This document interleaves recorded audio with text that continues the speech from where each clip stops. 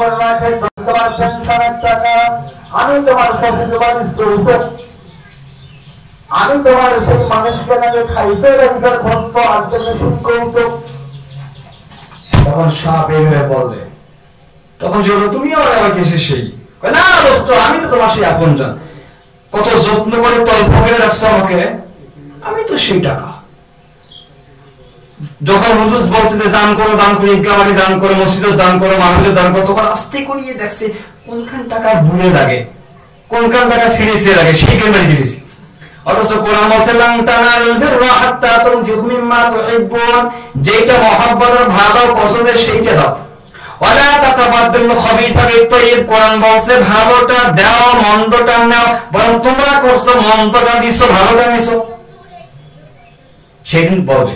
2 নম্বর আয়াত ওসর নিয়ে আল্লাহ বলে খুয মিন আমওয়ালিহিম সাদাকাতান তুতাহিরুহুম, আলু, গম, ভুট্টা, কলা, পেঁয়াজ, রসুন যতগুলো চাষাবাদ করছেন যারা, যদি এইগুলোর থেকে ওসর না দেন, যাকাত না দেন, কোরআন বলছে ওই সম্পদগুলো অপবিত্র।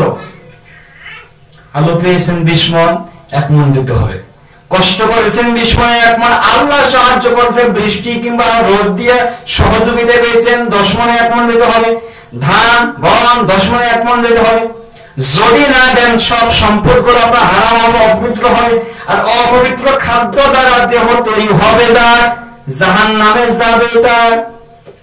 জাসাদাল গজিয়া হারাম জাহান্নাম, যেই দেহে রক্ত বিন্দু মাংস তৈরি হয় হারাম খাদ্য দিয়ে, সেটা কখনো জান্নাতে যাবে।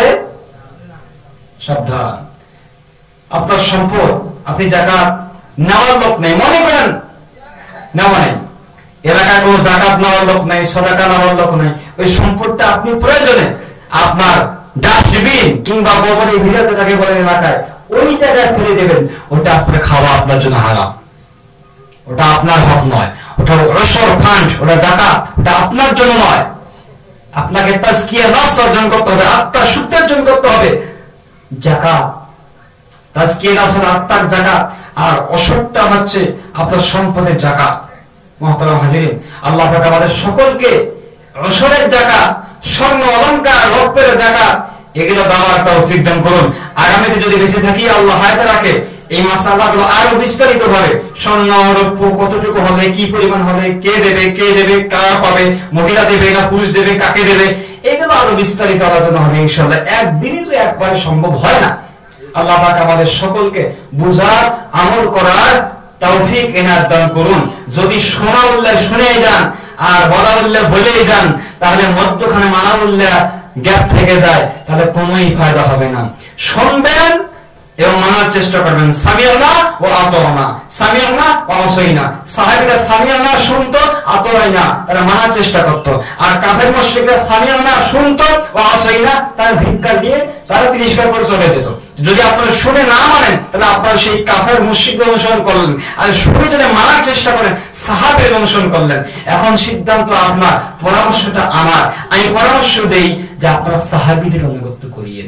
এখন আপনারা যদি মনে মনে করেন না অনুগত করবো না, তাহলে আপনি মুশরিকের অনুগত করিয়েন, আবু জাহেলের করবেন। আবু জাহেল যেই জায়গায়, আপনিও সেই জায়গায়, আর আপনি আবু জাহেলের বড় ভাইরা ভাই। আল্লাহ পাক আমাদের সকলকে বিবেক দিয়ে, বুদ্ধি দিয়ে বুঝার তৌফিক দান করুক, এবং বিবেক আদালত নামক বিবেক দিয়ে অনুধাবন করা তৌফিক দান করুক। আমিন। ওয়া আখির দাওয়ানা আলহামদুলিল্লাহি রাব্বিল আলামিন।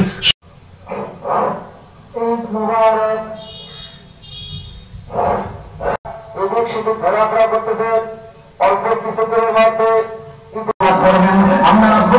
তোমাদেরকে সেই করবেন না।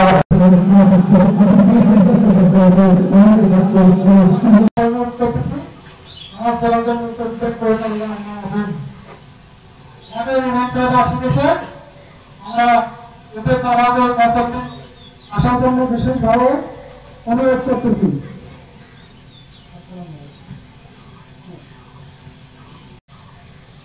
تعالى في كلامه المجيد وفي فرقانه التوحيد.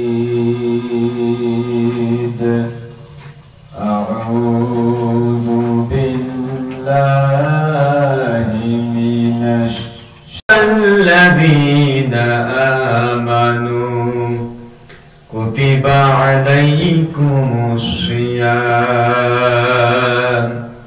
كما كتب على الذين من قبلكم لعلكم تتقون صدقت يا رب العالمين. وقال رسول الله صلى الله عليه وسلم زكاة الفطر صاعا من تمر أو صاعا من شعير على العبد والحر والذكر والأنثى والصغير والكبير من المسلمين أو كما قال عليه الصلاة والسلام. আলহামদুলিল্লাহ, সমস্ত প্রশংসা সেই মহান রবের, যে মহান আল্লাহ সুবহানাহু ওয়া তাআলা বিগত এক মাস তার হুকুম সিয়াম পালন করার পর আজকে পুরস্কার বিতরণ অনুষ্ঠানে আমাদের সকলকে আসা বসা তৌফিক এনায়েত দান করেছেন। এজন্য সে রব্বে কারিমের দরবারে লক্ষ কোটি শুকর ও সুজুদ পেশ করার লক্ষ্যে বলছি আলহামদুলিল্লাহ।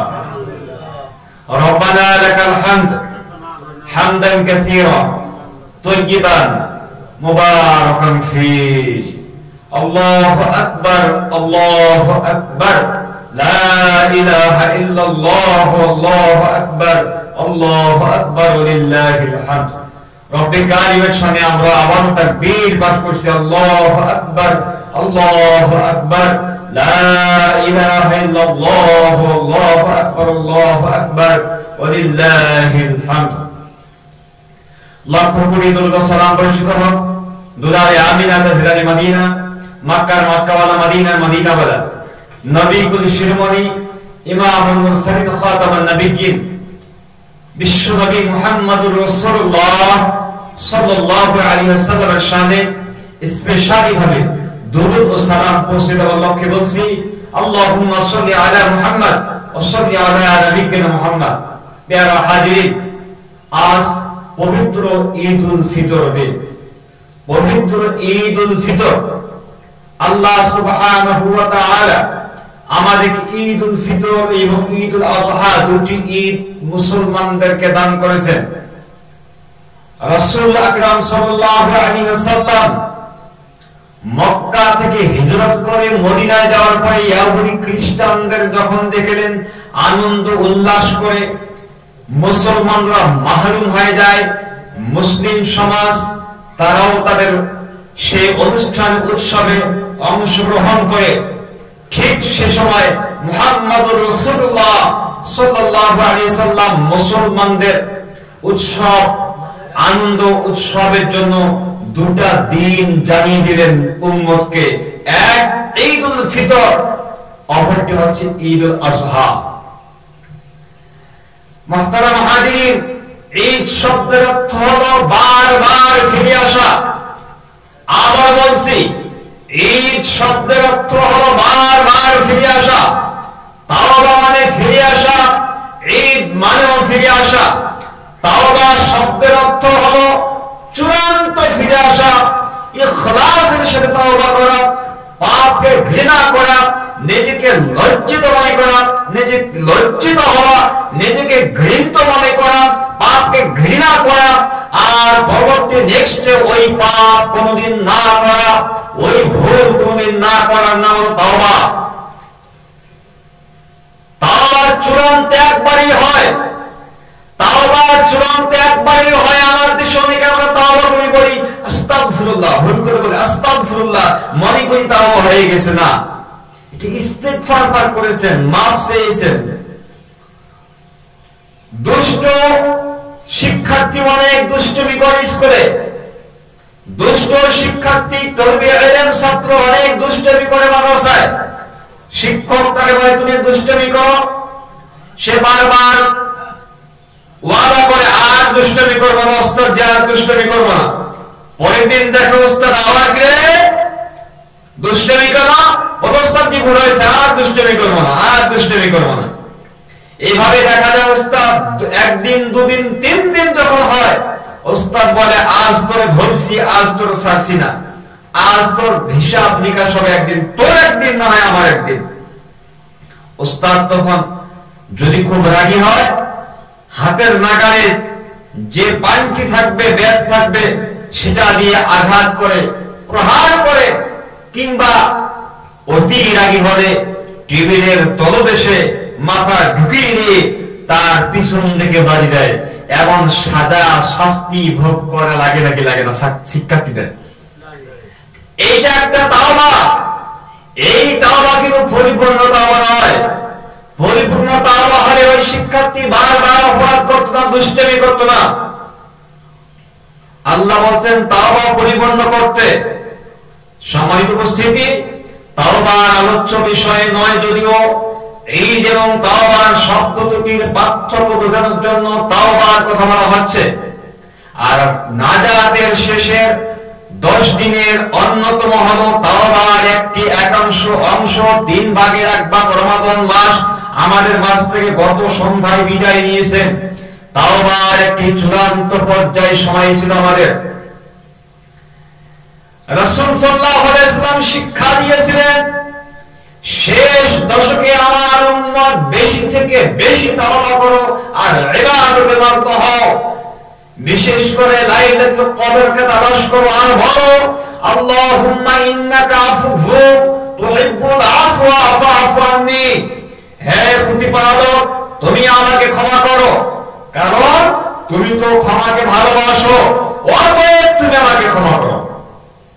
তার মানে জোরাল বলা হচ্ছে প্রতিপালক তুমি ক্ষমাশীল, ক্ষমা করো, তুমি তো ক্ষমা করতে ভালোবাসো, যেহেতু ক্ষমা করতে ভালোবাসো অতএব আমাকে ক্ষমা করে দাও। কি চমৎকার সুন্দর দোয়া আমল শিখিয়েছেন বিশ্বনবী মুহাম্মদ সাল্লাল্লাহু আলাইহি ওয়াসাল্লাম। মুহতারাম হাজিরিন, আসুন, ঈদ শব্দের অর্থ হলো বারবার ফিরে আসা।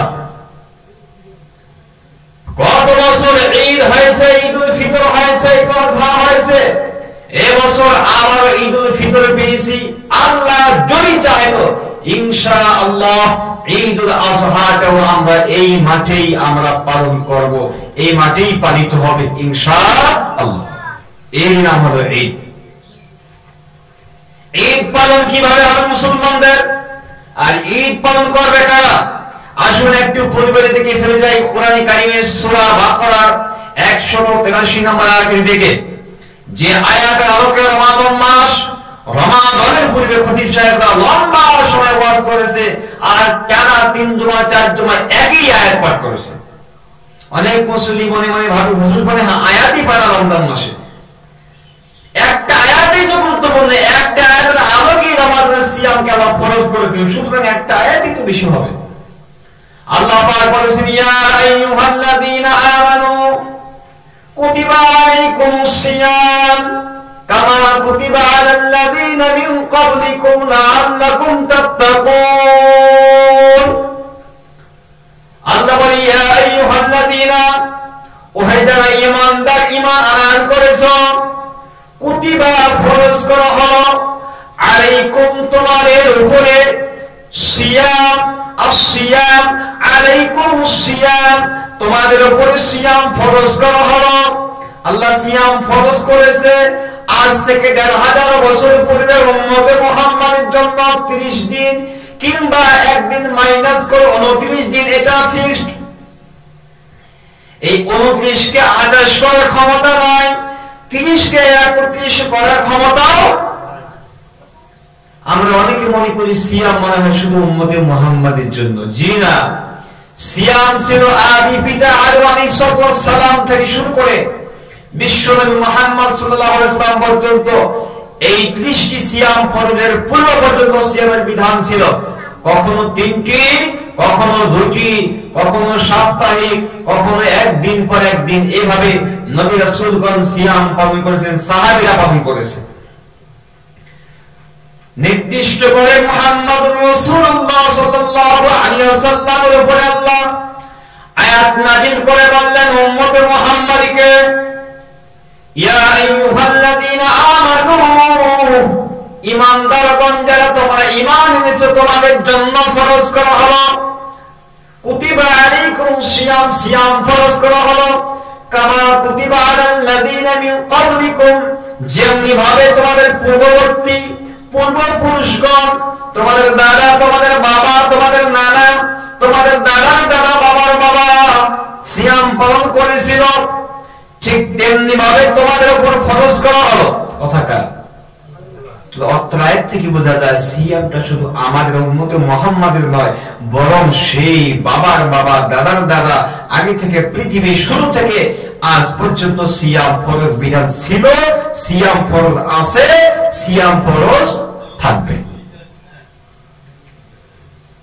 সম্মানিত হাজিরিন, কেন সিয়াম প্রশ্ন করতে পারেন কোরআন, সিয়াম আল্লাহ কেন ফরজ করেছেন? আল্লাহ উত্তর দিয়ে বলছেন লাআল্লাকুম তাত্তাকুন, যদি তোমরা সিয়াম পালন করতে পারো তাহলে আমি আল্লাহ বললাম তোমরা তাকওয়াবান হতে পারবে। সুবহানাল্লাহ। সিয়াম পালনের মাধ্যমে তাকওয়াবান হওয়া যায়। তাকওয়া কি জিনিস? সংক্ষেপে বুঝুন, তাকওয়া হলো সংযত হওয়া, তাকওয়া হলো সংযমী হওয়া, তাকওয়া মানে ভীতি অর্জন করা, তাকওয়া মানে পাপ থেকে বেঁচে থাকা। তাকওয়া হয় কোন জায়গায়? বিশ্ব নবী বলেছেন, আমার দিকে তাকান, লোকাত মিন আযরাইলা, আমার দিকে দেখুন।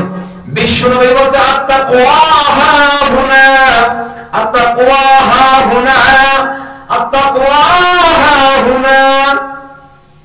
তাকওয়া থাকে এই জায়গায়, তাকওয়া থাকে এইখানে, তাকওয়া থাকে এইখানে।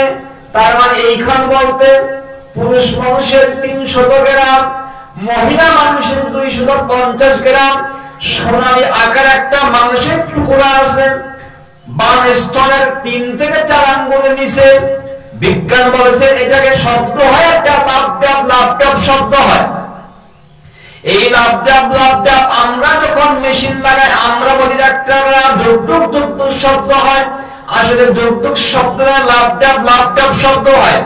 বিজ্ঞান বলেছেন প্রত্যেকটা হার্টের ভিতরে 60 থেকে 65 বার, বাচ্চাদের আরো অতিরিক্ত হয়। এবার মিনিটে 60 থেকে 65 বার লাভডাব, লাভডাব শব্দ হয়। 1 সেকেন্ডের জন্য যদি লাভডাব, লাভডাব শব্দ বন্ধ হয়ে যায়, মানুষটা তখন আর অ্যাটাক করে মারা যায়। বিশ্বনবী বলেছেন ঠিক এই জায়গায়, এই মানুষের টুকরায়, এই কল্প, এই লিগমেন্ট, এই হার্টের পর এই জায়গাটুকুর ভিতরে তোমাদের তাকওয়া অর্জন করতে হবে। আল্লাহ বলে লাআল্লাকুম তাত্তাকুন, সিয়াম পালন করার উদ্দেশ্য যাতে করে তাকওয়াবান হতে পারো। আমরা তো সিয়াম পালন করেছি, তাই না? করেছি না? আলহামদুলিল্লাহ বলি। এখানে তো সিয়াম পালনকারী ছাড়া একটাও মানে বেরোজগার নাই। আছে? আছে? কেউ থাকলে হাত তুলেন তো, আমি রোজা রাখিনি। বাংলাদেশে দুঃখে বুক ফেটে যায়, যে দেশে 16 কোটি মুসলমান, 96% মুসলমান, আমার দেশে 16 কোটি বাচ্চা 6 বছর 7 বছরের বাচ্চা সিয়াম পালন করে, সেই দেশে মানুষ চেহারা, তোর তেরো চেহারা, ইয়াং জেনারেশন যুবক 25 থেকে 30 বছর, কি সুন্দর মানুষ চেহারা, সিয়াম পালন করে এমন যুবক আছে না নাই? এমন যুবতীর সংখ্যা কিন্তু কম নয়, ঠিক কিনা?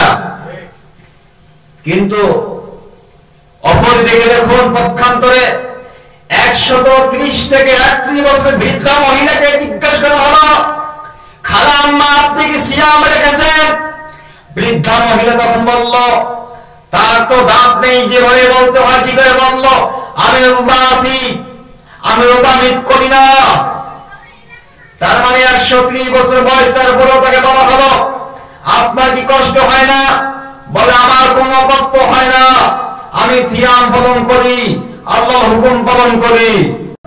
আমার ওয়াইফ যুবতী, আমার মা নাদুস চেহারা, দিনের পর দিন খাওয়া বিনা করতে করতে চেহারা এমন ভাবে ফুটে তুলছে, মনে হয় কোরবানির খাসিকে যেমন খাওয়ানো হয় মোটা তাজা করার জন্য, ঠিক সেরকম খাসির মতো চেহারা, কিন্তু সিয়াম পালন করতে ব্যর্থতার পরিচয় দেয়। এমন পোড়া কপাল মুসলমান আছে নাকি নাই? দুঃখে বুক ফেটে যায়। আল্লাহ করলেন ফরজ, আর আমরা সেটাকে মুস্তাহাব, আমরা সেটাকে নফল মনে করে ইচ্ছা মতো পালন করছি। সিয়াম পালন ফরজ বিধান, ইসলামের 5টি স্তম্ভের মধ্যে অন্যতম হলো কি সিয়াম। ইসলামের 5টি স্তম্ভ প্রথমত হচ্ছে ঈমান আনয়ন করতে হবে, 2 সালাত কায়েম করতে হবে। একজন ব্যক্তি যদি ফজর বা ঈমান আনে, ওই ব্যক্তির উপর যোহর সালাত ফরজ বাধ্যতামূলক। যদি যোহর বা ঈমান আনয়ন করে আসরের সালাত তার উপর ফরজ হয়ে যায়। সালাত যেমনি ভাবে ফরজ, ঠিক সে ঈমানদারের জন্য সিয়াম পালন করা ফরজ হয়ে যায়। সিয়াম পালনকারী ব্যক্তি আর সালাত আদায়কারী ব্যক্তি যদি ধনাঢ্য হয়, অর্থশালী, প্রভাবশালী হয়, তো ওই ব্যক্তিকে যাকাত প্রদান করা ফরজ। যাকাত প্রদানকারী সম্পদশালী ব্যক্তি যাকাত দিতে যদি সমর্থ রাখে, ঠিক তদ্রূপ ইসলামের 5ম স্তম্ভ সেটি হচ্ছে হজ পালন করা তার জন্য ফরজ হয়ে যায়। আর আমরা উল্টা করে নিয়েছি, আমরা কথায় কথায় বলি যে কালিমা, নামাজ, রোজা, হজ, যাকাত, কালিমা, নামাজ, রোজা, হজ, যাকাত। হজ নিয়েছি আগে, যাকাত দিয়েছি শেষের লাইনে, অথচ হাদিসের ভাষায় হলো ঈমান আনয়ন করা আগে, এরপরে সালাত, সালাতের পরেই হলো যাকাত, যাকাতের পরেই হলো সিয়াম, সিয়ামের পরেই হলো আপনার হজ। মুহতারাম হাজিরিন, সালাত যেখানে যাকাত সেখানে, সালাত যেখানে যাকাত সেখানে। কেন? একটু পরেই আসতেছি আমরা সালাতের সঙ্গে যাকাতের সম্পর্ক এবং সিয়ামের সম্পর্ক কি, ঈদ উল ফিতরের সম্পর্ক কি। আসুন, আল্লাহ পাক হুকুম করেছিলেন সিয়াম পালন করা, আমরা সকলেই সিয়াম পালন করেছি। এখন সিয়াম পালন করেছি আমরা জানি সালাত যদি আমরা কায়েম না করি, সালাত কবুল না হয়, কোন আমল গ্রহণযোগ্য হবে না। ইন্না আউয়ালা মা ইউহাসাবু বিহিল আবদু ইয়াওমাল কিয়ামাতিস সালাহ ফাইন সালাহা সালাহু আমালিহি ওয়া ইন ফাসাদাত ফাসাদাহু সাইরু আমালিহি। যদি ভালো আমল যদি কবুল করাতে হয়, সালাত কবুল করাতে হবে। সালাত যদি গ্রহণযোগ্য হয়, সমস্ত আমল কবুল হবে। সালাত যদি গ্রহণযোগ্য না হয়, এও না হয় কিয়ামতের মাঠে কোনো আমল গ্রহণযোগ্য হবে না। সোনার বাংলাদেশে সারাদিন না খেয়ে সিয়াম পালন করে, মাগরিব আদায় করে, ঈশার নামাজ আদায় করে, তারাবি পড়ার জন্য নিয়াত করে যায়, 8 রাকাত হয়ে যায়, 10 রাকাত হয়ে যায়। ইমাম সাহেব পিছন দিকে কাল্লা ফিরে দেখে একটু দম নেওয়ার আলোকে, দম নেওয়ার